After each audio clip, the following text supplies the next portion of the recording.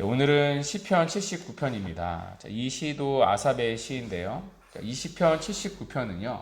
오늘날에도 예루살렘 통곡의 벽에서 매주 금요일 오후에 낭독되고 있는 시라고 말합니다. 여전히 무너진 예루살렘 성전을 슬퍼하며 재건을 바라면서 오늘날에도 유대인들에게 불려지고 있습니다.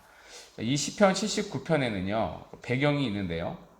바벨론의 침공으로 예루살렘 성전이 멸망되었을 때 쓰여진 시입니다. 아시다시피 그때 이제 유대 민족은 이제 바벨론 포로로 끌려갔죠. 그러나 끌려가지 않고 예루살렘에 남겨진 생존자들도 있었습니다. 데릭 키드너는 이 시편의 기록 방식을 볼 때 이 시는 바벨론 포로로 끌려간 자들이 아닌 남겨진 생존자들의 기도일 것이라고 말합니다. 그러니까 예루살렘에 남겨진 생존자들이 다 무너진 예루살렘을 보며 하나님 앞에 탄식한 시가 오늘 이 시편의 배경입니다. 이런 배경을 이해하고 1절부터 보겠습니다. 1절인데요.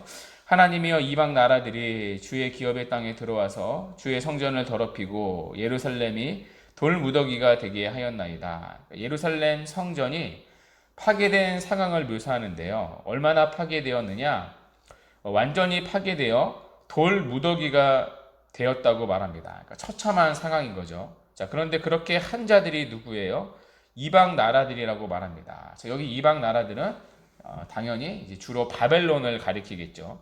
자, 그들이 한 짓은 단순히 예루살렘을 파괴한 것만이 아닙니다. 그러니까 주의 성전을 더럽혔다라고 말하는데요. 성전 기구들을 훼손하고 약탈하고 결국에는 불태워 버렸습니다. 자, 그런데 이 바벨론이 파괴한 건요, 성전뿐만이 아닙니다. 자, 그들은 주의 성도를 살육을 했는데요. 자, 그것이 2절과 3절의 내용입니다.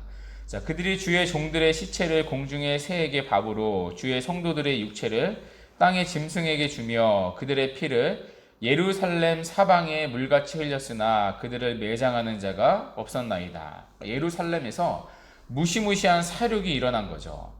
이제 보통 절기 때가 되면 그 예루살렘 성전 주변은 제물로 바쳐진 짐승들의 피로 인해 땅이 젖을 정도가 되곤 했습니다. 자, 그러나 이때는요, 제물이 아니라 사람들의 피로, 이스라엘 백성들의 피로 땅이 젖었다는 것이죠. 자, 또 침략자들은요, 사륙한 시신들을 새와 짐승의 먹이가 되도록 방치를 했습니다.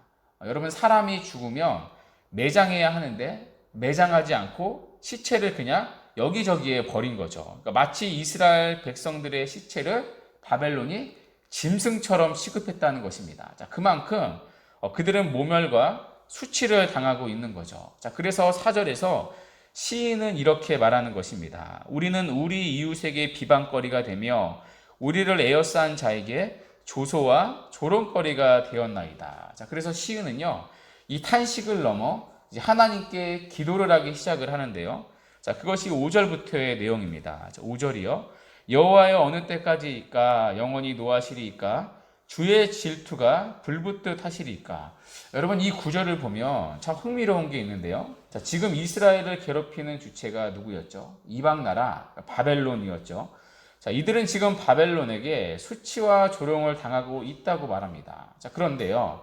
자, 막상 누구에게 가서 이 진노를 멈춰달라고 기도하고 있습니까? 바벨론이 아니라 하나님께 기도하고 있습니다. 그러니까 흥미로운 부분이죠. 여러분, 우리는 조롱과 수치를 당할 때 가장 쉽게 어디서 이유를 찾습니까? 세상 탓이나 남 탓에서 이유를 찾습니다. 자, 그래서 이런 위기 속에서 우리가 놓치는 게 뭐죠? 자기를 살피는 게 아니라 자꾸 원인을 밖에서 찾는 겁니다. 자, 그런데요. 하나님께서 이스라엘을 넘기지 않으면요, 아무리 바벨론이 강해도 유다를 삼킬 수가 없습니다. 아무리 강대국이 침범해도요, 하나님께서 이스라엘을 지키시면요, 이방 나라에 넘어갈 수가 없습니다. 자, 그렇다면 이스라엘이 수치와 조롱을 당하는 이유는 뭐예요? 하나님께서 넘겨주셨기 때문입니다. 자, 그래서 여러분, 곰곰이 생각해 보십시오. 이스라엘 백성들이 이방 나라에 넘겨질 때는 언제였는가? 그러니까 세상이 악해져서인가? 세상이 이스라엘보다 강해져서인가? 아니면 이스라엘이 악해져서인가? 여러분, 세상은요 원래 악합니다. 그러니까 우리가 악한 것처럼 세상은 원래 악합니다. 창세기 3장에 인간이 타락한 이후로요 세상은 지금까지 선한 적이 없습니다. 어제나 오늘이나 변함없이 악하죠. 자, 그런데 이 악한 물이 언제 들어와서 삼키느냐? 구별된 백성들이 악해질 때 삼켜집니다. 자, 그래서 우리가 놓치지 말아야 이 시의 중요한 흐름이 하나 있는데요.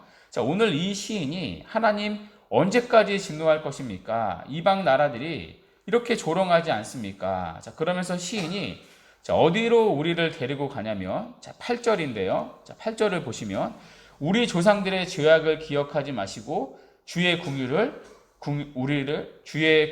우리를 속히 영접하소서. 그러니까 우리 조상들이 지은 죄의 문제로 갑니다. 그러니까 이방 나라들의 죄에서 찾는 게 아니라 우리들의 죄에서 자신들의 문제를 찾고 있는 거죠.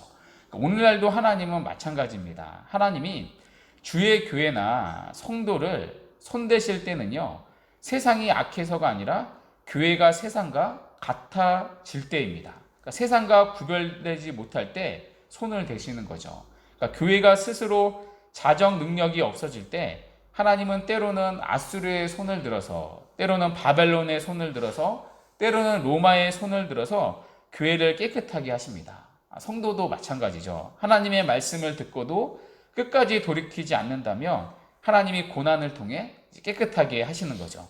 자, 그래서 시인은요 지금 번지수를 제대로 찾고 있는 것입니다. 그러니까 바벨론이 아니라 하나님 앞에서 자신을 살핍니다. 자, 그래서 8절에 보시면 우리 조상들의 죄를 기억하지 마시고, 그러니까 하나님의 용서를 구하는 거죠.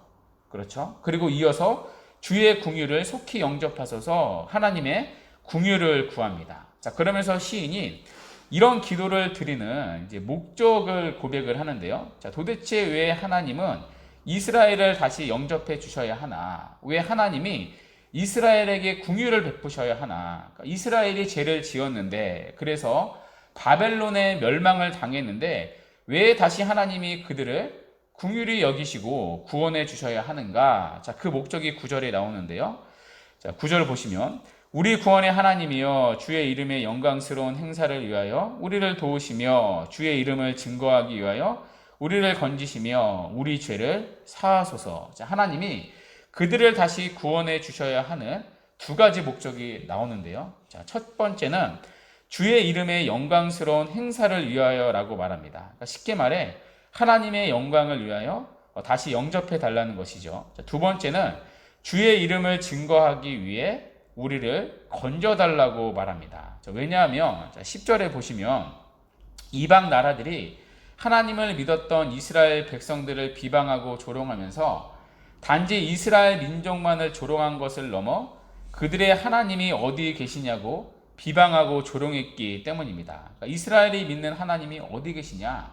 이스라엘이 멸망한 것을 보니 그들을 돌보시는 하나님은 무력한 거 아니냐? 자, 그러니 이스라엘이 믿는 하나님은 믿을 수 없는 분이시다. 하나님의 이름이 지금 조롱을 당하는 거죠. 자, 여기에 대해서 하나님, 우리는 주의 백성이고 주의 기업이고 주의 성전이 아닙니까? 그러니까 우리가 비방당하고 조석거리가 되는 것은 하나님의 이름과 명예와 지금 관련되어 있지 않습니까? 그러니 하나님의 이름을 위해 우리에게 다시 궁유를 베푸시고 우리를 영접해달라고 구하는 것입니다. 자, 그러면서 시인은 이 대적들에 대해서도 강력한 기도를 하는데요.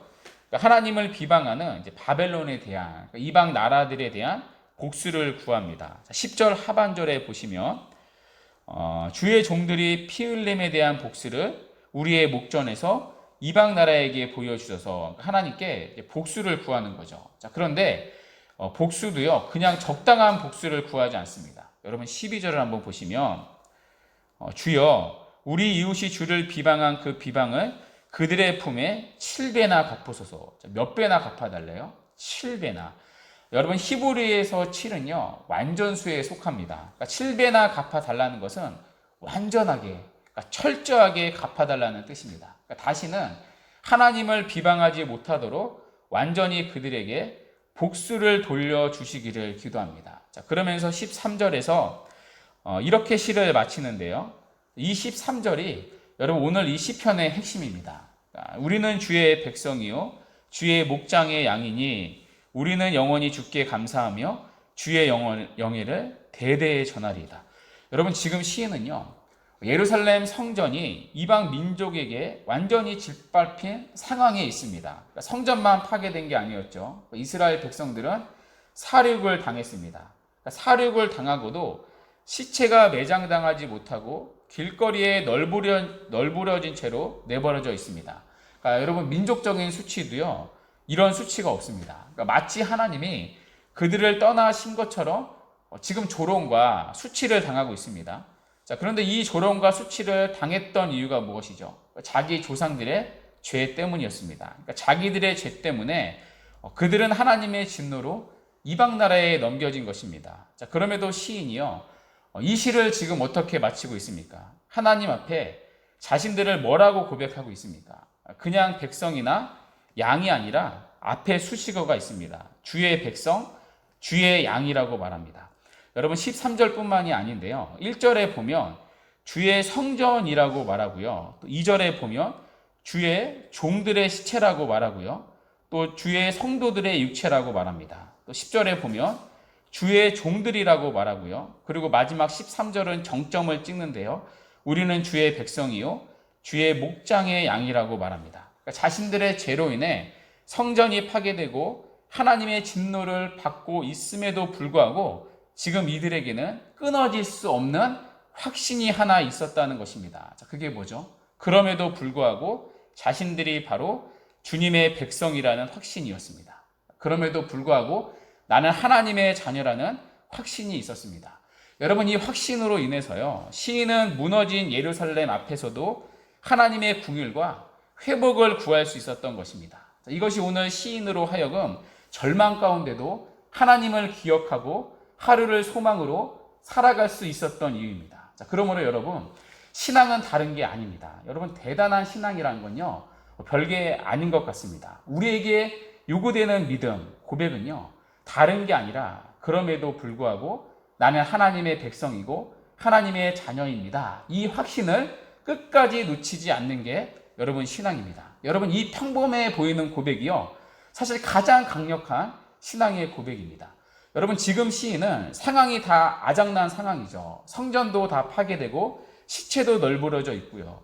자, 그런데 이 참혹한 상태에서 이들의 고백, 우리는 주의 백성이요 주의 목장의 양이니, 여러분 이런 고백이요 오늘 하루를 시작하는 우리에게 있기를 바랍니다. 우리가 주의 백성이요 우리는 주님의 목장의 양입니다. 이 고백이 어떠한 상황에서도 끊어지지 않는, 그래서 이 고백으로 오늘도 절망의 상황에서 하나님을 기억하고 그 하나님으로 말미암아 소망으로 살아가는 이 복된 은혜가 우리 모두에게 있기를 간절히 바랍니다. 아멘. 이 시간